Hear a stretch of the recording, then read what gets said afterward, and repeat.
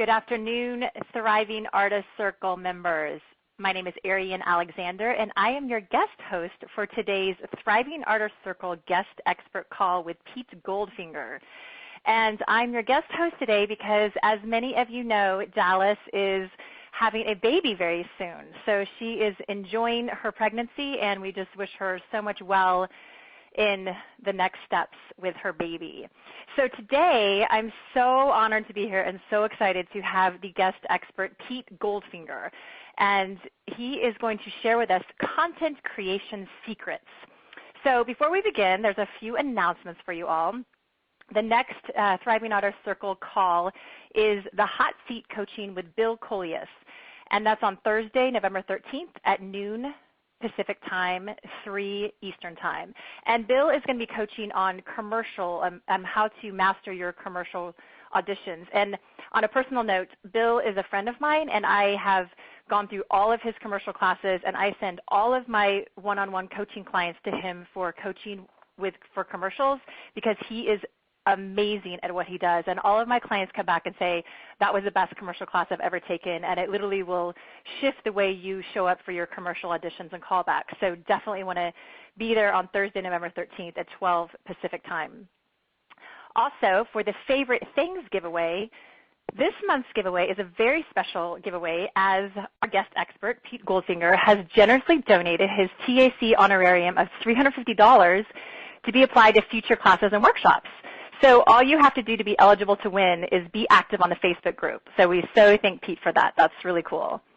And then thirdly, voting in the second annual Tiny Film Festival has begun. You can help us decide this year's Viewers' Choice Award at tinyfilmfestival.com. And for you tweeters out there, we are live tweeting today, of course, and you can tweet from @TAC Actors using the hashtag TAC. And Pete's Twitter is @Petesport12. That's PETESPORT 12. So we'd love for any live tweeting to happen today as well. Okay, so Pete Goldfinger, I'm going to tell you a little bit about him. Pete has been a working writer in Hollywood for 20 years. Some of his feature films include Sorority Row and Piranha 3D, and he has just been hired to write a feature for the Weinstein Company. In addition to these projects, Pete is also a sought-after writing teacher who has multiple students sell scripts and get literary agents after working with him.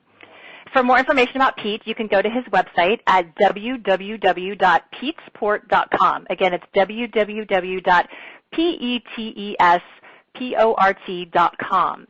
And on a personal note, I have also worked with Pete. I have taken his classes and worked with him personally and know so many actors who have worked with him, and he is great at what he does. He is just the master of breaking down this whole process of creating your own content and writing a pilot or writing a screenplay, and the results are quite extraordinary. My personal friends who I know who have worked with him have sold projects that they've written, have created pilots, have created webisodes. So it's really exciting to have him here today as such an expert for all of us for content creation secrets. And a reminder, if you want to ask questions, because we will be taking questions throughout the call, that you just hit number 1 on your keypad, and we'll see you in the queue for Q&A. So here we go. Welcome, Pete. Hi, Ariane. How are you? I'm so great. It's so great to have you here today. That was such a great intro. I'm going to have to hire you to do my publicity from now on. I didn't even recognize myself when you were doing that. But well, in my eyes, you're famous. You're the man in LA. So that is good to know. And by the way, I remember that project. It was called the Sparkle Sisters, and it was excellent. I remember when you came into class, you were like this bubbly, very pretty student, and I thought, there's no way she's going to be able to write. And it was really good. And then I don't think you ever made it, but your life is just, I know you have so many things that have taken off since then that, you may have learned that writing is a very long process that, you have to be working on it consistently to be good at it. But it was a really good project you wrote. Thank you. And it was so fun to take your class because I had never written anything. And I know as a working actor here in LA that it's so important to create your own content, but I had never done anything. So to take your class and do it step by step and actually walk out with a pilot that is called the Sparkle Sisters that was really fun and I'm proud of, it was such an empowering process. So I really have you to thank for that. You're welcome. Although I do have one bone to pick with you, which is I saw that you sent out a tweet and you described me as, I think it was dashingly handsome, which, first of all, you got to remember some of these people are going to meet me someday, and I'm just warning you all, you're going to be sorely disappointed, but more importantly, dashingly is a word that is very rarely used to describe a young person. It's usually like, oh, he's a dashing silver fox, and I think it's kind of a way, like when you use dashing, it's to say, for an old guy, he's not terribly disgusting. That's how I that's the translation of that adjective to me, but I could be wrong. No, that's exactly what I meant, and that's what I learned from you in writing. So you got it. choose your words carefully. Yeah. Yeah. Well, I mean, it's really good to be here. And you mentioned other students. But the great thing, I've had students that have come in, from Dallas Travers, and the minute they come in, I know them because their heads are down, they're writing. And here's the crazy thing: I have there's 4 people that I know of and I hope I'm not leaving anybody out. But there's you, there's Brittany Ross. There's Camille Thornton, I'm not sure that's how you say her last name, but, and then there's Stephanie Jackson. And all 4 of those students, when people take classes with me and work with me, I would say maybe a little under 50% never get it done because, actors. But all 4 that came to me from Dallas Travers got them done. You finished your script. Stephanie Jackson wrote an amazing script that she then decided to go back and rewrite all on her own. Only a Dallas Travers person would do that. Brittany Ross has written 2 half-hours in the last 6 months. And Camille, she took my Create Your Own class, and you probably know the thing she did, which is Actors Anonymous. So I am a big fan of every student that comes in from Dallas. I know I can expect big things from. So I'm a fan of Dallas. Yeah, she's amazing at what she teaches, and I think that the actors around the world who come to her for coaching and use her programs, they're committed and they're dedicated, and that's why you're seeing students get results. Because anyone who works with Dallas knows that, it's not messing around. It's like, do you want to create a career? And so you're seeing the fruits of that with the students that come into you. Yeah, I absolutely am. Yeah, so anyway, I'm glad to be here. I'm glad I got a chance to finally get in touch with all you guys. Yeah, well, it's fun today. There's lots of actors on the line, and many people will be listening in, around the world, listening to the recording. So let's dive in and see your secrets to content creation. So first of all, I'm just so curious, why is it important in today's day and age that actors create their own content? Well, there are actually a few reasons.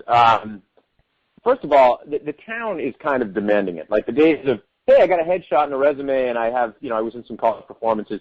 Those days are really, really gone. I have one student. He went and did this thing called the Moth, which is a storytelling competition, and he won it. And afterwards, there was an agent from Paradigm, and he came up and said, "I really enjoyed your Moth," which is a story. And he said, "Do you have anything I could look at?" And he said, "Well, can I send you my headshot and resume?" And he's like, "Do you have any video?" I mean, that's sort of where this town is. So you just have to be doing it. Another reason is it couldn't be any cheaper. I mean, they have these red cameras now. I know some of the guys that made Swingers 20 years ago, and the technology that they have today would have brought down that budget. I mean, the technology you have today is almost as good as the technology that, that movie was shot on.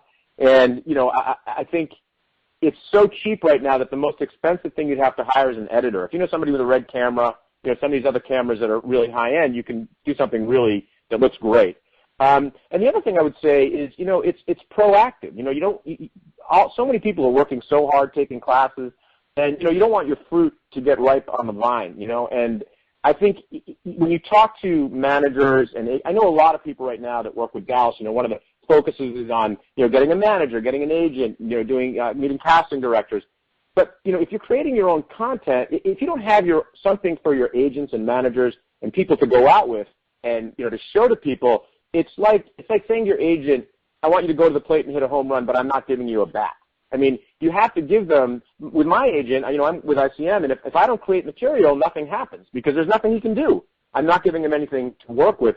And if you're not creating your own content, you're kind of letting yourself down. And maybe that's okay with some of the people on the line, but I don't think that's okay with Dallas. I mean, you're going to let her down because if you're not creating content, there's really, it's hard for me to believe that you are, for the actors, that you desperately want to succeed as an actor if you're not creating your own content. I mean, that's what it's all about. Everybody says, if I could just get in the room. So many people say that. Well, you are in the room because you can create your own content. You don't have to be in the room to create your own content. And it also gives you a chance to be the person that you want to be on screen rather than being in somebody's play or somebody maybe getting a small part in a TV show. It gives you a chance to show agents and all the casting directors exactly who you are. And the last reason I would give is for legacy. Like during this time that you are an actor, some of you may decide someday that you don't want to do this anymore. I really admire people who say, you know what, it's been 5 years, it's been 10 years, 15 years, I'm going to walk away from this. Do you really want to, and you're going to get married, you're going to have kids, don't you want to show them something? Don't you want to have something to show for the time that you have been working so hard at this? And that's, if for no other reason, that's the reason that I suggest doing that. I love that. That's such a grand reason, and it's something beyond just like, how do I get a job? It's really when you think about what's the legacy that you want to leave as an actor and what kind of projects and content do you want to live on forever online, it may as well be what you actually want to create and what you want to show people. So that's a really important part that I haven't heard before.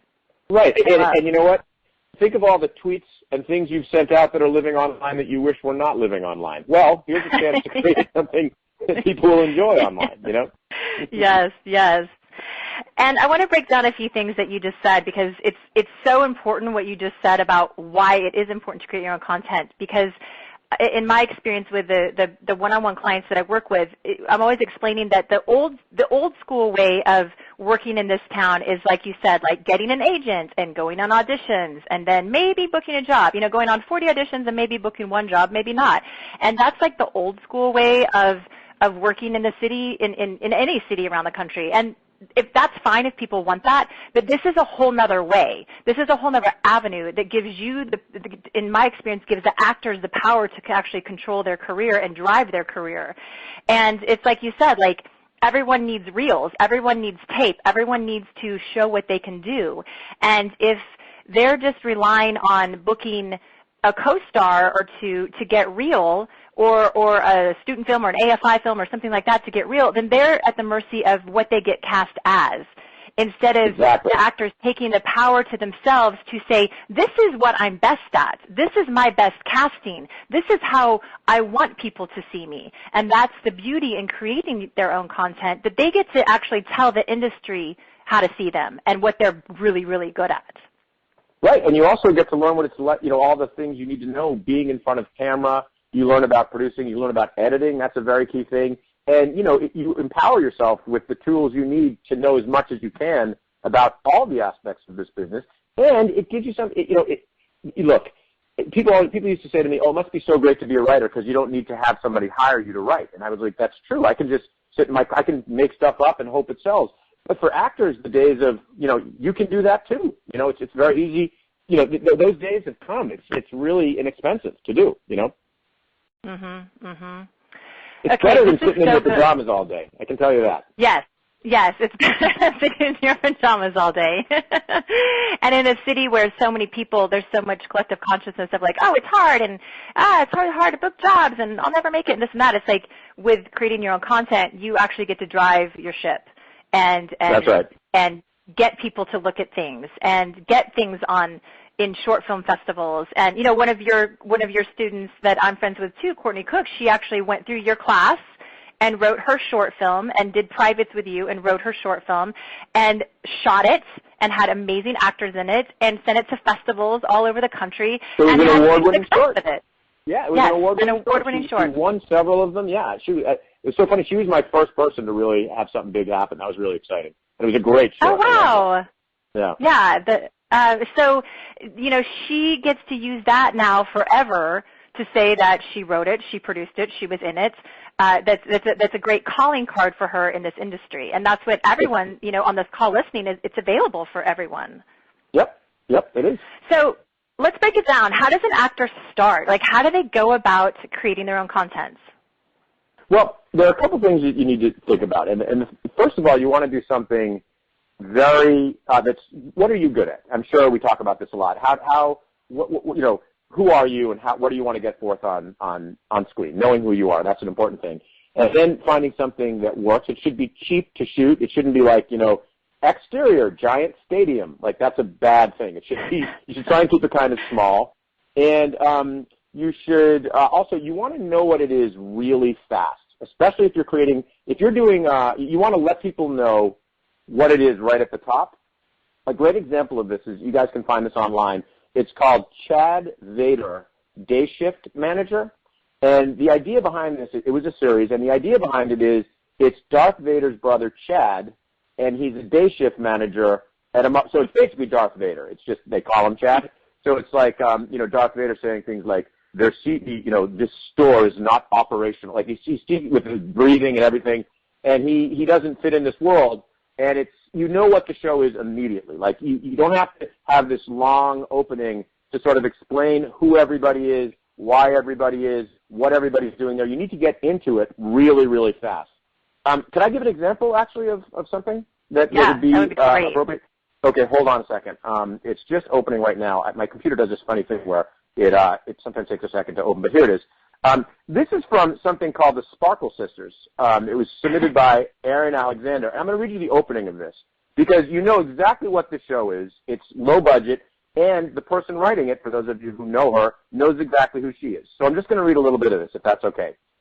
Interior, Roxanne's apartment, Los Angeles. Roxanne is on the phone with her agent, Jack. I would also like to point out this is hilarious.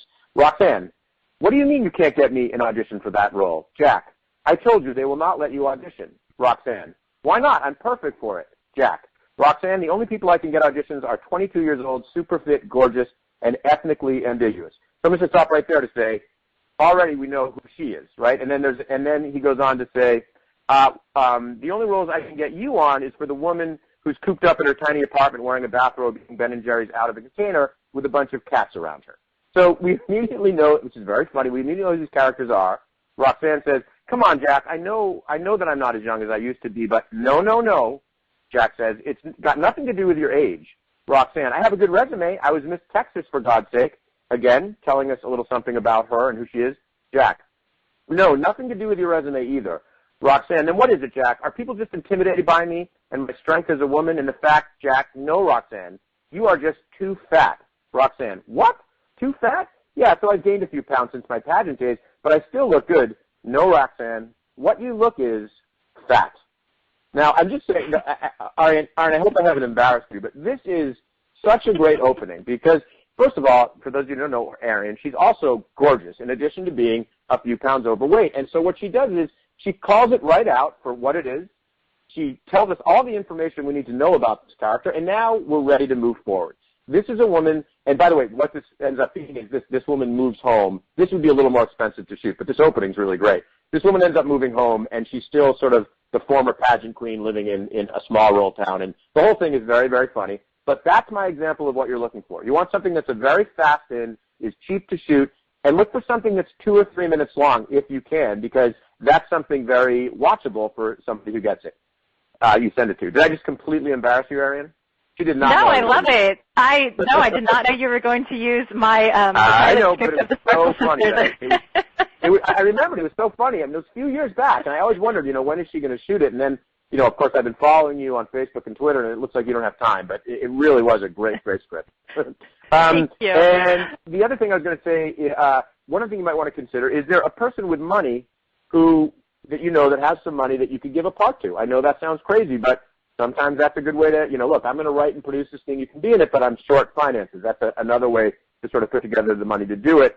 And the big thing I always tell people is you want to be, when I was talking about that Chad Vader thing, it's familiar but original. That's a big edict of mine. When you're creating something, the familiar of Darth Vader, Chad Vader, Day Shift Manager, everybody knows Darth Vader.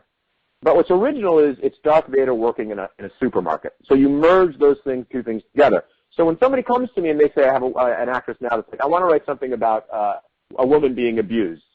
And I'm like, well, that's very familiar. I mean, it's very original. I mean, the story she has is original, but how can we make it familiar to the masses? And then we sort of tied it into, it's in the zeitgeist right now with Ray Rice. And this whole thing got turned around. and it turned into a short sketch of the commissioner of football meeting with all the players to talk about all the acceptable ways that you can beat a woman, which I know it sounds horrific, but it's a comedy. It's like saying, just make sure the cameras aren't rolling. Can I hit him here? So long as there's no, because the whole bit with the Ray Rice thing was it appeared to the world that nothing happened to Ray Rice, this is a bit of a tangent, until the video came out, and that's when they suspended him. So this short sort of became something else, and that's how you make something familiar. You know, we took something popular in pop culture, and we married it to something a little more original, and, you know, that's what you're looking to do. Okay, perfect. Okay, great. So to start, the actors need to find out what they're really good at. And what I think you mean by that is find out what their strong suits are. If they're going to be casting themselves in this project, what are their strong suits, and get really clear on that first. Is that accurate?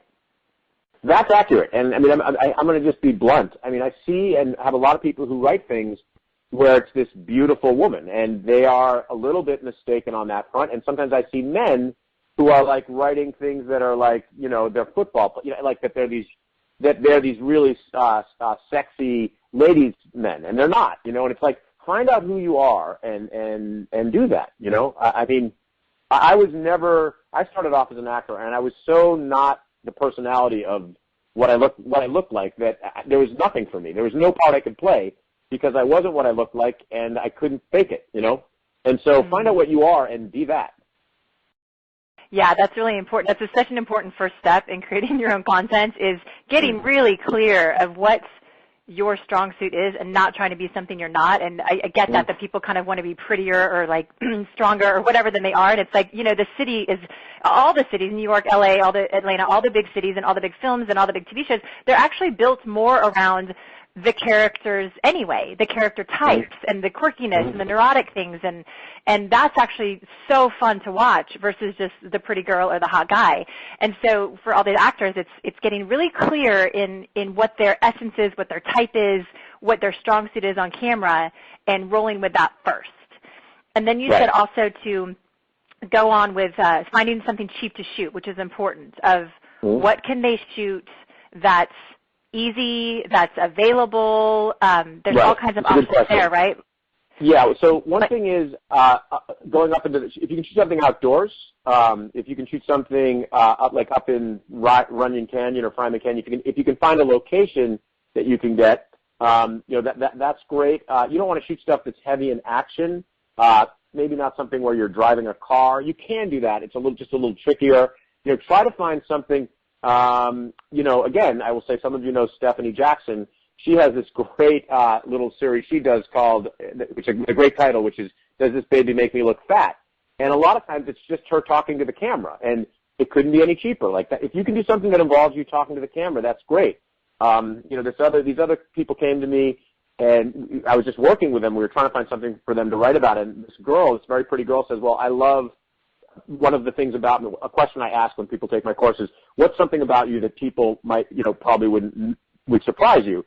And hers was that she loves Star Trek. Like, she's a big fan of the original Star Trek. And she was this gorgeous girl. And I said, you should do a show where you talk about Star Trek, because it would, first of all, the internet would, you know, the internet is the perfect place for that, because that's where all the geeks are. They would love nothing more than a hot girl talking about Star Trek, and you could even make it a call-in show, you know. So that was a very simple thing to shoot.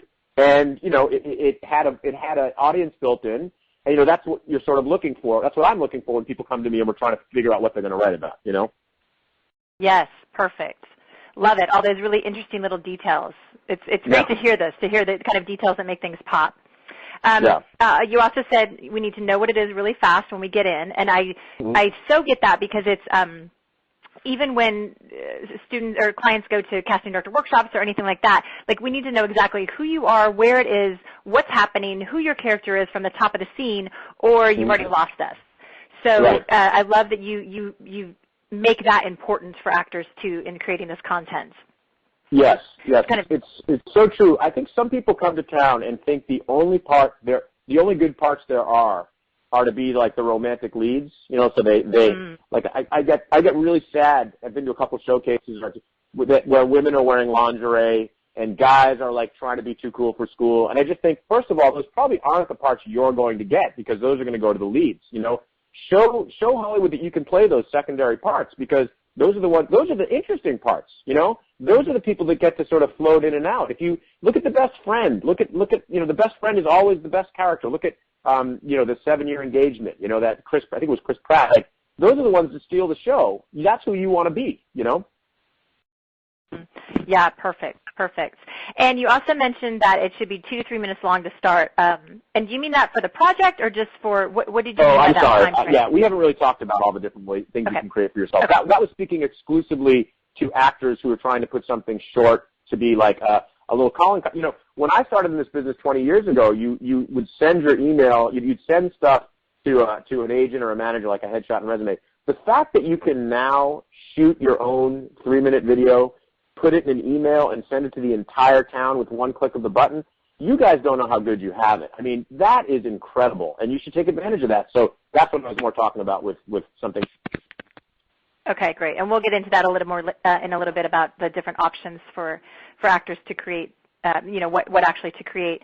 So just a reminder to all the members listening in live that if you want to ask a question to Pete, because he is obviously a wealth of information for everyone, just press 1. And you'll flag your hand into the queue that we can call on you. So we'll take Q&As as we go. I love also, Pete, that you said to make it familiar but original. And I think that's really important for all the actors listening to really sink in, that it's I see people wanting to create the new thing and, oh, it's got to be different. And then when I watch TV and films, I don't think there's a lot of brand new stuff that's actually out there. It's kind of recreation of ideas, but with like even an example right now is like Blackish that's on, that I think is like the best show on television right now, that it's like it's basically a sitcom, but they have a twist that makes it so interesting and so fun to watch. And so it's for the actors to really sit and think about that it doesn't have to be this brand new idea that no one's ever heard of before. It needs to be familiar and original. And so can you elaborate a little bit on that? Yes, Blackish is a great example, because I'll tell you, that is a great title. You know, I can tell you, we just wrote a draft of Halloween. We just wrote the reboot of Halloween. And, you know, so much of that is an image. You know, I won't go into the details, but it sort of came out of this idea. It was really an image, and we worked our way backwards, because we just had this, you know, that's probably not a good example, because I can't really talk about it. Let me give you another example. I walked into something I probably shouldn't have walked into, but let me give you another example, which is, I had a student that came into me with this idea for a movie, and he said the name of the movie is Groomzilla, and it's about, and I said, stop right there. I know what this entire movie is already. It's Groomzilla. It's a guy who something happens to him where he starts treating his wedding like a bridezilla. So it's a guy, and he's like, that's exactly what it is. And you see the guy, like, with all his bachelors, like, wanting them to come with him to try on his tuxedo and all these really funny things. But it's so short that you understand it, you know, in an instant. And some people would say that doesn't sound original, and I would say yes. But when you take Bridesmaid and you make it a man and you add those two things together, that equals original. It's familiar. Those two things are familiar. You know, well, you have, you know, Bridezillas are familiar, but when you make it a guy, the combination of that makes it original. You know what I mean? Yes. So perfect. That's such a great example. Yeah, perfect example. Okay, great. So what, we talked a little bit about this, but what are the different ways that actors can create their own content? So what do you recommend? All right. So there are about, I would say, 6 ways to do this. One is to do a one-person show. And if you have a great story, like, of your past, like, you know, I know I have a friend who's gay, and he grew up, like, on a former plantation in the South that, like, and he was so out of place, and it's just really, his story is worthy of a 45-minute one-person show. But that has launched a lot of careers. Some of them, John Leguizamo, a lot of you guys know, he did Freak. That launched his career. Whoopi Goldberg, I think, was about to get out of the business. She did something called The Spook Show. That launched her career. Nia Vardalos, all you guys know her. She did My Big Fat Greek Wedding I think it was a one-person show. And Rita Wilson came, who's Greek, and with Tom Hanks, and they made My Big Fat Greek Wedding, which a lot of you may not know. But My Big Fat Greek Wedding is the highest grossing romantic comedy of all time. It made $350 million. And number 2 and number 3 and number 4, which are like What Women Want and some Nora Ephron movies, they're like 250, 248. So that movie made $100 million more than the biggest romantic comedy ever made. Mike Birbiglia, a lot of you guys know him. He did a movie called Sleepwalk with Me, but it came out of his stand-up. Jonah Hill. he was performing at the Black and White Bar in the East Village in New York. I think he used to come up from college, and Dustin Hoffman's kids saw him. They brought him, and the next thing you know, he's in I Heart Huckabee. So one is to do your Mindy Kaling. A lot of you guys know she's in a play called Matt and Ben, where she and someone else play Ben Affleck and Matt Damon. And I think the conceit is that Good Will Hunting, the script, I really could be wrong about this, but I thought I heard it just the script falls out of the sky, and that they were just very lucky that they found the script. I don't know if that's right, but anyway. Short films, that's like a flat-out short film that's maybe 10, 12 minutes long. Vin Diesel, interesting story, he did one called Multifacial, and for those of you who know him, it's about him going to auditions in New York City, and, 1 minute he's auditioning for a Puerto Rican guy, then a white guy, then a black guy, because, he has that strange look that he could be any of those things. So he made a short film about it. He stuck it in a drawer. And again, I think the story goes, that's my big caveat, that it was his dad, I think, submitted it in the Colorado Film Festival. Steven Spielberg saw it, and boom, his first job acting is Saving Private Ryan. So that was a pretty good, that was one that really worked. Andy Samberg, can you hear me okay? Yes. Hello? Oh, yeah, we can hear you. Yeah, we can hear you. Andy Samberg, he was in a comedy troupe called The Lonely Island, and the whole group went to SNL. They did a bunch of short films, and he was the only one who was a performer, but the other ones got jobs as writers. Then there's webisodes.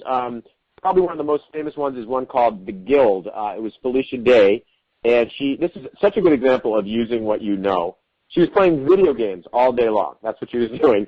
So she thought, I'm going to make a short of a bunch of people who are in a guild of like some game online, and they game together. And the great thing about this idea that was so brilliant is you could shoot it on your computer camera, and the camera on your computer, and it's a bunch of people. You're cutting from one to the other, so it costs nothing, and it taps into an audience, which is all of the nerds who are online, all these gamers that spend all day on a computer. And some of you may know her. She's gone on and done a bunch of other stuff since then. Let's see. There's that's enough for those. But there's a lot of other people who have come out. Some of you may know what's his name? Is it Clark Duke? He was in Hot Tub Time Machine. He was really great in that. He was in another movie called I think it was Joyride maybe. No, that's not it. Anyway, but he and Michael Cera when he was after Arrested Development, they made a little series online with them trying to sell a script in Hollywood, and it's very funny if you ever get a chance to see it, and that launched him in his career. Another one is viral videos. This is a very easy thing to be like, make a viral video. That's what people, what are you doing? I'm making a viral video. Well, it's not viral until it goes viral. Until then, it's just a video. But this is sort of where I recommend a lot of you guys live, which is do something kind of funny, something kind of sketchy, and put it up online. I mean, there are some of you may have seen this kid online. His name is, he calls himself Fred. And it's this kid who talks in a really high voice, which he does with helium, but you never see him doing it. It's like a bunch of like cuts to hide that he's doing that. And he's like sort of a kid with ADD. And it became so popular on YouTube that like Nickelodeon made a movie with him, So these shorts, if you can create these sort of personas online, they can really work for you. I mentioned Chad Vader. That's one. There's one called David Blaine's Street Magic, which had a couple guys from Groundlings that really helped them. There's a guy named Bo Burnham. I don't know if you guys know him, but how he started was his brother had gone to college, and he sent these musical, like he hit the piano singing songs about how everybody thinks he's gay. And they were really funny, and the brother thought they were funny, so it went viral. And the next thing you know, this 17-year-old kid is developing a film with Judd Apatow. So these are the little things that if you can get going, can really lead to something for you. Then there's the feature-length film, which is a little bit harder to get going. I really recommend these to people that, and this is possible. If you have a couple of, if your parents know some people that might throw in $10,000 each and you could raise, and it's going to take probably $100,000 to do something low budget, but a lot of careers were launched this way. Eddie Burns, Brothers McMullen, that won the first Sundance Film Festival and launched Eddie Burns' career. My wife is actually in that movie, on a side note. Swingers, Jon Favreau wrote that. Vince Vaughn started it. I don't think I have to tell you what became of that. There was another one called The Foot Fist Way, which Danny McBride made, and I think that's another stuck it in a drawer. They love to say stuck it in a drawer, which is funny because I've never stuck anything in a drawer, but that's just how they like to tell the story, I guess. But he sold that to, Will Ferrell, I think story goes, saw that, and there goes Danny McBride, you know.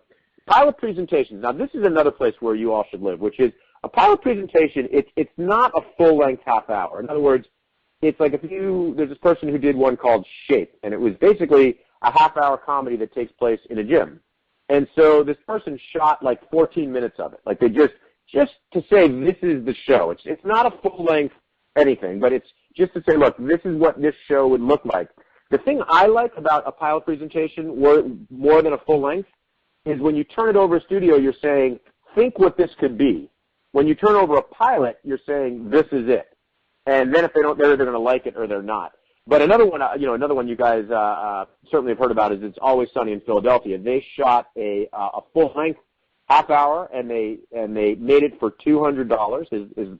That's what they're saying, and apparently all of it went to editing, which is not surprising. We'll get to it, but editing is extremely important, and I hope we get a chance to talk about that a little later. And then that's that, and so that's about it. Those are all the ways that you can do it. I would recommend, for the purposes of this call, I would really recommend either shooting something short. It's called a one-off, so it's not a series, but it's just maybe one funny thing, or a good idea for like a series, or a pilot presentation, which is going to be a little more costly, but if you do it well, it could really reap big benefits. So those are the ways. Okay, great. This is great. There's so much good information here. So, and just real quick, you said the one-off. Does that mean the viral video, or what do you mean by the one-off? Yeah, that's just one. There's only one of them. Yeah, viral video. Okay. So really, you gave us so many clear 6 ways to create your own content, which is the one-person show, a short film, webisodes, viral videos, a feature film, and a pilot presentation. So that's right. Great for all of the actors listening, because it's so clear. It's kind of like, okay, great. Like, here's your options when you're creating your content. And I was listening to you. I'm thinking, I love that you gave those examples of people that are doing this, because it's easy as an actor to get into the overwhelm of creating your own project and being like, well, you know, Matt and Ben, they did that. They wrote a feature film, but they're special. Or Vince Vaughn, you know, and Jon Favreau, they wrote a feature film and started it, but they're special. Like, there's a way that people can think that all these people who started doing this are different than them. And for all these actors that are listening, they're just like you. They started exactly where all these actors started, you know, trying to figure out how to build a career, trying to hustle. You know, everyone started somewhere. So it's great to really break this down and give this to the Thriving Artist Circle members, because if they can do it, you can do it. I'll tell you one story about that. When I first moved here, I was living I was at a theater festival with Ron Livingston when I was in college, and we lived with each other for quite a few years after college. And I was living with him when Swingers was made, which was his sort of breakout movie as well. And after that movie was made, he was so broke, he was living off of food. He would pick peaches off a tree in our neighborhood that grew between the street and the sidewalk, and he'd cut them up and put them in milk. And that was what he ate for like 2 days. Because, I mean, so not only are they just like these people, they really are. I mean, you're probably better off than some of these people who, you know, found a way to get it done, you know? Yes. Wow, that's great. That's a really good example. And I have an example, too, from personal friends. Again, I like to really make it relatable to all the actors listening, because these are normal people figuring things out. And I was in acting class probably 10 years ago with one of my friends, Mark Strano, and he was an actor who was trying to, you know, hustle and book roles on TV and just wasn't getting anywhere. And him and his partner Wade is a director and screenwriter, and they said, you know what, screw it. We're sick of people waiting on people to give us jobs. Let's create it. So they wrote a feature film, and they said, we're gonna produce this feature film. And they did. They've got like $10,000 from their friends and family to shoot the first, basically a trailer, a teaser, like 15 minutes of it. And I was a casting director. Like, they enlisted all their friends, all their resources, the community they'd built for years here in LA. So we all worked for free, of course, because we're so excited about working with each other and creating the content. And once they got their 15 minutes trailer, and they shopped it around, and then they did a Kickstarter campaign, and their goal was to raise $25,000, and they raised $35,000. So they were fully funded to produce the rest of the 90-minute feature film, and we had all that, like we had regular auditions for actors, and I brought in all my friends and all the people that I knew in the business, and so it was this whole like community experience of creating this project. And they debuted the film at the Outfest Festival here in LA, and it was featured on one of the nights at the Ford Theater, outdoors on the huge screen, one of the featured films, which was insane for these guys who have been trying to figure it out, trying to make it happen for years, finally did it themselves, worked their tails off to actually write, produce, direct, get everyone involved, you know, on location. They shot it up north, and to actually see it on the big screen in the Ford Theater with literally, you know, 1,000 people in the audience, it was surreal. And my friend Mark, who had written it and starred in it as well, he won the Best Actor at Outfest. And the movie has gone on. They're in Italy right now at a film festival. They've been in Norway at a film festival. It's getting a worldwide audience. So these guys are normal guys who were actors and screenwriters in LA trying to figure it out and took matters in their own hands, created this project, and now it's actually turned into something.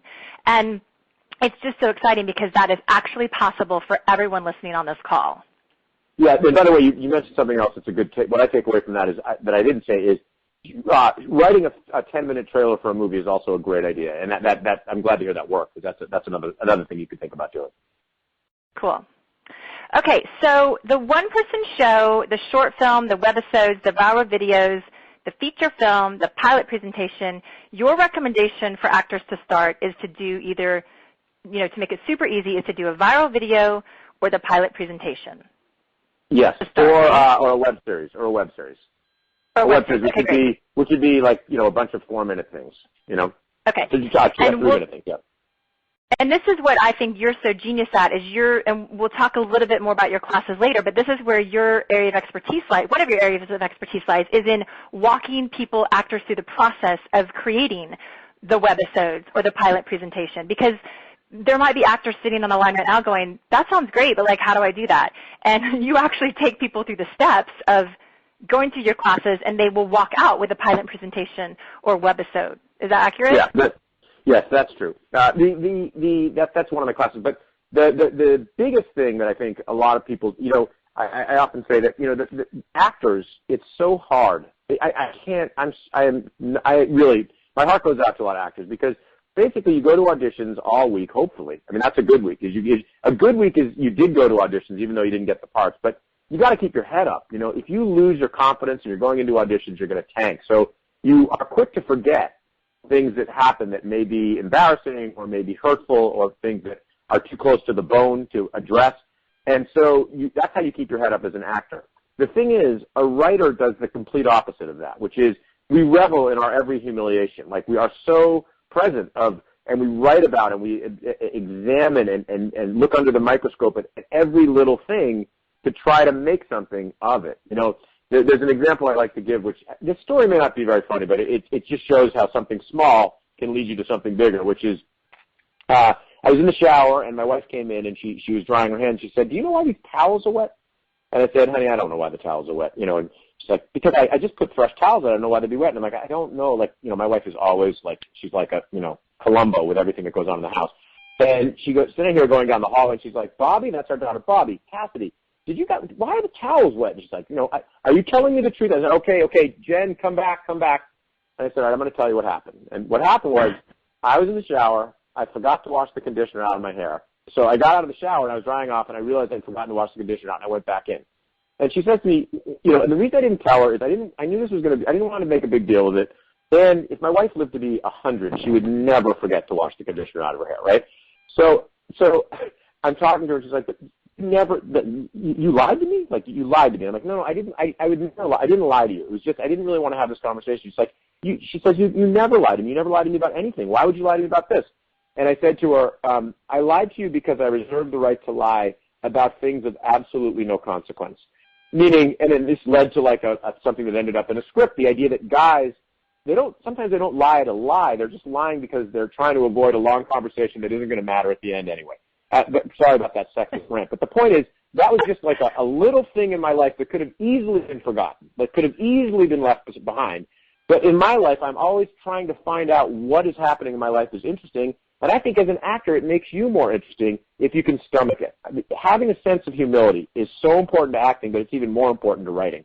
And that's what I try to do with actors that come in. One of the first things I ask them is, tell me something that would surprise you. Tell me something embarrassing about yourself. Tell me a pet peeve of yours. Tell me something strange about your life that would, people would be surprised to hear. These are the things that I do to try to sort of uncork people creatively, Mm-hmm. Yeah, and I love that because it's the difference between thinking like an actor and thinking like a writer when you're actually writing it. Because as actors, we always want to look perfect and fabulous. And as a writer, I love that you said you're like reveling in your humiliation of life. Yeah. If I was happy, what would I write about? There's nothing. There's nothing to relate to. There's not. Show me a novel where the whole novel's about some happy guy. Never going to happen. Or a show. Yeah, so it sounds like there's importance in really addressing life and not the pretty picture that's painted about life when they're actually writing their project. Right, that's right. And what do you see when you're working with different actors and creating the project, what are the biggest mistakes that they make when they're choosing to create their own content? Well, the biggest thing is they try to do too much. They try, like they have this idea for a half-hour show and they try to do it in 3 minutes. Anything that's, it's going to sound weird, but anything that's too acty is a problem. So it should be either you being yourself, like literally a show like I'm, Pete Goldfinger, and this is a show about what not to do when you go on a date. And it's something like that. It's a personality, of course, more than acting. But if you're going to play a character, make sure it's one that you do very, very well. I have people that have these characters that they play, and we find places, ways to bring out that character so they don't have to, don't try to act too hard. Let it come kind of easily. Keep it simple. That's the biggest thing I can suggest. And don't try to tackle a story that's too big. The other thing I would say is, don't make it too scripted. And this is a really important thing. If you get nothing out of this entire phone call, this is what I would say. Get a good editor and pay for it. You're going to have a friend that, graduated from USC Film School who's not working, who is going to be happy to edit your piece. But they're not going to have what it takes to, really make it pop, and they're going to get bored doing it. And you're only going to be able to go to get changes with them for so long. So what I would say is if you have a friend that does editing, have them assemble. What that means is have them assemble, like, sort of the cuts that you like so that that's all taken care of. But when it comes to the bells and whistles and the polishing and the coming up with creative ideas, I recommend hiring an editor. I can give a long list of them for people who want them. They cost $500 a day. If you make a 3-minute short, it's 1 day, and it's worth it. Because to not have a good editor, what you've done, no matter how brilliant it is a big waste of time.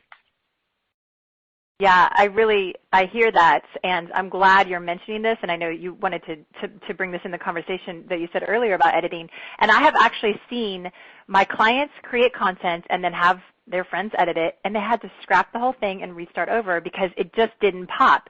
So I love that you're bringing this forward, the importance of having a really good editor put it together. Like, I think as actors sometimes we forget that that's a huge part of the process, and that's why they win Emmys and Academy Awards and for the editing process, because it is so important. Right. And what are the things about that? Yep. Well, one of the things I also want to add is if you have a friend that has like a small recurring part on a half hour or an hour long, or even an actor that is a little more famous than that, and you say, I'm going to get him to be in it. I'm going to get them to be in it. Be careful, because when somebody feels like they're doing, like I've had people who do readings of their scripts. They have producers come or casting directors come and do a reading of a script. And the name that they get, like the somewhat B-list actor or even A-list actor, they don't prepare. They think you're doing you a favor, so they don't want it real bad, and the piece can suffer. So think about that. Also think about when you're casting your friends. Make sure they can act. Make sure they can do what you're asking them to do, because the last thing you want is have to fire your friend, or still have a crappy thing that you've made because you put your friend in it, Yes. It's very important to choose your friends wisely who you're asking to be in your projects that can act, are going to show up on time, are going to be committed to the project, are going to be excited about it like you are, so that it does create the whole community of uplifting the project instead of, like you said, like people who aren't fully in it, who come not even off book. It's so important. And You said that earlier too about also like if you want, you could find someone, kind of famous or semi-famous to be in your project, and maybe they can give some money to it as well. And that's great. But again, it's like finding the person that's going to be actually committed to it. Right, that's true. And one last thing, feed your actors. Come on. You're asking them to work today. You can give them lunch. Well, I mean, actors pretty much love Snickers, so it's pretty easy to feed actors. Yeah. We're not that picky. Even bad pizza is good pizza. Exactly.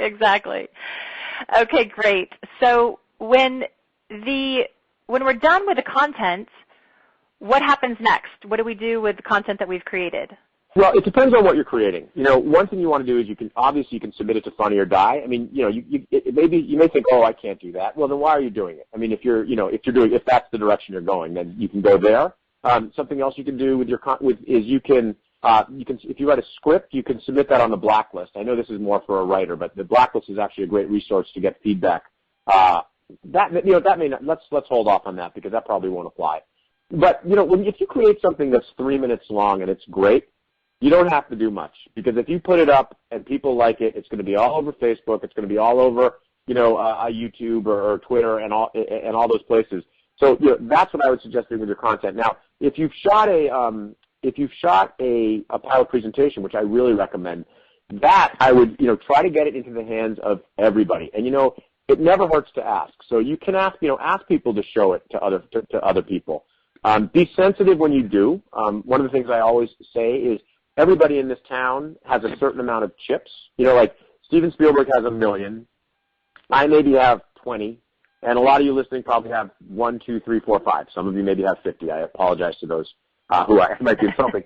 But so when people come to me and say, would you show this script to somebody? It's like, well, I will. But like if I go to my agent and give him the script, I do have to use like one of my chips with him. So I maybe lose down to 29 chips if I give one.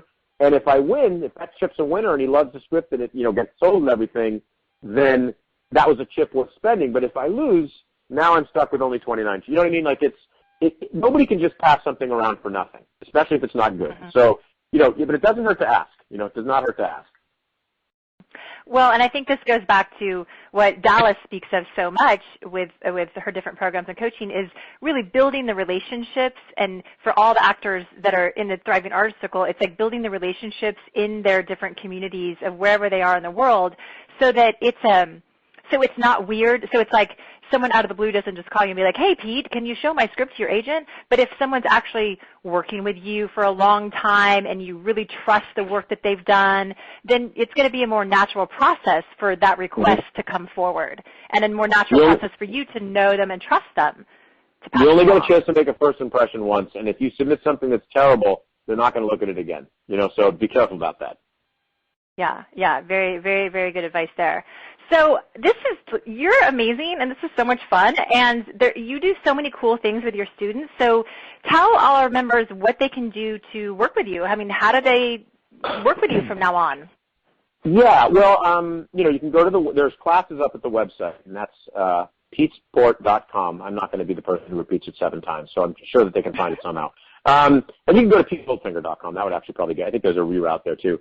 And I think, let me just check. I think there is a create your own screenwriting, a hybrid class. I'm starting on November 17th, which is a Monday, I believe, at 10:30. And it's going to be, I do this very rarely, but it's a create your own / screenwriting 1 class. And what that means is you get a little bonus, which is the first class, which is a heavy lecture, is a little bit longer. But I give a heavy dose on how to write a screenplay, and then do all the create your own stuff. And then moving forward each week, it's a little less lecture, a little more us creating together your project. And that goes for 3 weeks, and then you get 2 weeks off to write, and then you turn something in for me for the last class. So it's about a 5-week process in all.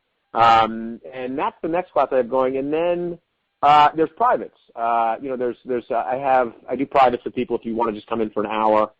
And I think, you can also, I have these things where I have like a movie night where I have people over and we watch a movie and break it down. And sometimes they have a create your own workshop where people just come over and we sort of do a speed round of everybody talking about, what they should be doing and what I give my notes on how to go about doing that. that would be, you should probably, if you go to my website and you go to the contact information, you can subscribe. You can, be a subscriber to the newsletter, and the newsletter will come out and it'll let you know about classes coming up and also special workshops. Okay, great. So everyone needs to go to your website and go to the contact page and sign up for your newsletter. And I'm on your newsletter, so I see all the really, really unique events that you create for actors, which I just so appreciate and think is such a resource, because you just mentioned that you have movie nights sometimes, and I'm going to elaborate on what that is, because I've never seen this done before, and so it's not just like movie night, come to Pete's and have popcorn and watch the movie. You actually watch the movie and you stop it and you talk about the different acts and the structure of how the movie is created, and you get feedback from people, and you really teach the actors and the writers the process of what a movie looks like when it's put together, because we just watch a movie and we're like, oh, that's so fun, but you as a screenwriter understand how it's broken up into acts and why they place this scene here and why this scene is here and where the high point of the movie is and where the emotional points of the movie are. So you actually walk the people that are there for that night through that process, which is, I've never seen anyone do that before. Well, and I'll tell you one other thing we do, just so you know, is we also stop and we talk about the purpose of that actor in that scene. So in other words, why is this actor, like a secondary character, what is this scene about, and why does this actor need to be in it? Because one of the big mistakes I think actors make is when they audition for a director is, the director's not looking for you to kill the part. The director's looking for somebody who can help tell their story. So when you're reading a scene on the page, you should be saying, what is the purpose of this, because you're probably going in for a secondary character. What is the purpose how does the secondary character serve the story? Because if you can show the director that you understand the story and not, now's my moment to look pretty and become a star, I'm sorry, I've just insulted everybody on the line, and for that I apologize. I'm being provocative to make a point, which is you're auditioning for the director to tell the story he wants to tell. And one of the things we do at Movie Night is we talk about what the director's looking for in that part. That's so important for actors to get that perspective, because that's huge. Because in acting class, it's technique and it's how to create the characters and all this, but we don't really actually get the director's perspective and the writer's perspective. So it's huge for you to be able to share that of like why this character's in this scene. Great information for actors. So you also have a speaker series that I see that you're bringing in different speakers from different aspects. So what can you tell me about that? Yeah, well, unfortunately, there's good news on that and bad news on that. The bad news is it's sold out. So it's a year-long thing, and we bring in a lot of good speakers. We have like the guy Scott Armstrong, who wrote Old School, and we have Tim Dowling, and we have Tom Spezialy, who's the showrunner, who's a showrunner for Desperate Housewives, and you get Matt Walsh from UC. They're great, and we talk about their process in writing. The only thing is, so it's sold out, but we are opening up 2 spots because we found out we could fit 2 more chairs. So if anybody is interested in that, you can contact me through the email. Other thing, you can also contact my assistant at the website if you have any questions. There's an email. The email is there. Okay, great. And then the next class you have is November 17th, and that's a Create Your Own and Screenwriting Hybrid, which is great. So any actors that are on the call or listening in can go to your website and sign up for that, or email you if they have questions. And then you'll obviously have more next year. And so the best thing is to get on the newsletter so that you know what's coming up. And the privates too, like people that aren't in LA, like you can do privates with anyone across the world, right? Like Skype. Yeah, you can Skype. Yep. Skype. Okay, perfect. Okay, great. So his website, again, is petesport.com or petegoldfinger.com. Either of those will get you there. And I know from taking his classes, he lives in the Valley, and it's super fun to take his classes because they're at his house, and it's like his house is so homey and fun, and his wife makes treats and cookies, and it's like the best experience of taking a class ever. So I totally recommend you taking one of his classes either this year or next year. It's a really great experience. You make it so comfortable and so easy, and it's so streamlined. It's very organized, which is great for a class like that as well. Right. Yeah, it's pretty intimate and small. I mean, I'm still, someday it may become bigger, but because I'm still working, my wife says, she says, because this is what started it, is I became so insular writing for studios, and I started teaching to sort of have a way out of my closet where I was writing in my tiny office. And the thing that my wife says is she never sees me so crazy and out of my mind as when I'm writing for a studio, and she never sees me so happy as when I'm teaching a class. So this is sort of what feeds my soul. in a lot of ways. Wow. I really enjoy doing it, and I hope to see some. Yeah, well, it's a huge service to the actors and writers that come to you, so I get that. It's such a way of giving back of all the knowledge and expertise that you have. And this has been great, Pete. I'm having so much fun talking to you, and I've learned a ton. So I know that all the actors, the Thriving Artist Circle members that are listening in live and those who will be listening to the saved call later are just going to get so much out of this, of clear next steps of what to do, which is so important for people to get out of the hope and the wishing it would happen and the overwhelm of how do I do it. Like, you really helped clarify next steps of how to start, and that's so important for actors. And then, of course, anyone that works with you, it'll just be a bonus for them for sure to actually create their own project. So thank you so much for giving us all the secrets of content creation today, and you're just the coolest, and I thank you so much. Yeah, and I think all the thriving, yeah. I just want to tell you one funny thing. I've done a lot of interviews before. This is the first one where I spent an hour preparing. Like, I was thinking because I met Dallas once, and I just did not. You don't want to let her down. And I think it's funny for all you people that that's one of the things I think she really inspires is, like, you really want to show her what you got. And that's why I'm saying that's why you guys need to be creating your own, because let's face it, you want to keep Dallas happy, right? And well, I'm putting in the work, so you should all be putting in the work too. Yes, let's all make Dallas happy for sure. I love that. Yeah, well, we've learned nothing else today. Yes. I love that. She's going to love listening to this. Well, thanks again, Pete, and thank you all to the Thriving Artist Circle members. I'm Arian Alexander, and it's been a joy to be here with you, Pete, and everyone on the call, and we're just going to say goodbye and see you soon.